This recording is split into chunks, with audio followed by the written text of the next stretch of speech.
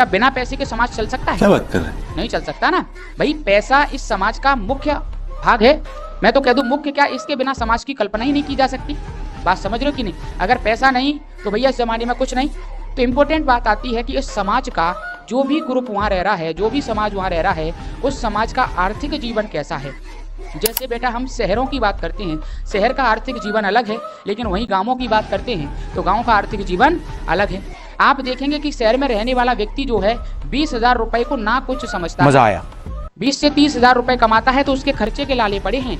लेकिन गांव में बेटा अगर बड़ोदरा में जाकर के, गुजरात में जाकर के अगर वो धोखे से भी 8,000 रुपए कमा करके आ गया है तो घर वापस लौट आया है, तो ऐसा लगता है कि इंडिया का मुख्यमंत्री या फिर प्राइम मिनिस्टर वापस क्या सीन है। आप देखेंगे जब भी वो गांव में आता है उसके बड़े स्टाइलिश कपड़े होते हैं। 8,000 कमाए हैं, 8,000 मिले तो 10,000 थे, लेकिन 2,000 में उसने कपड़ों वपड़ों का बजट बनाया, गांव में आ गया, बोला यार मेरे जैसी सैलरी तो कोई कमाई नहीं। कहाँ से आते हैं?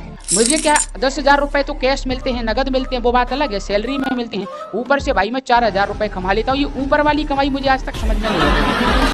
ऊपर से कमा लेते हैं, बात समझ रहे कि नहीं? अब ऊपर से भैया बड़ोदरा में गया, वो बता नहीं रहा है कि ऊपर जब मैं जाता हूँ तो किसी होटल में या किसी शादी ब्याह के जो प्रोग्राम होते हैं उसमें जब हम काम कर रहे होते हैं तो वहाँ सर 4 बर्तन एक्स्ट्रा मांग देते हैं पे। बातें बड़ी बड़ी होती हैं। तो भाई आर्थिक जीवन हर जगह का अलग अलग है कि नहीं? गांव का अपना आर्थिक जीवन अलग है, बाजार शहर का अपना आर्थिक जीवन अलग है। तो मेरा कहने का मतलब है कि कोई भी समाज बेटा आर्थिक जीवन के साथ भी चलता है।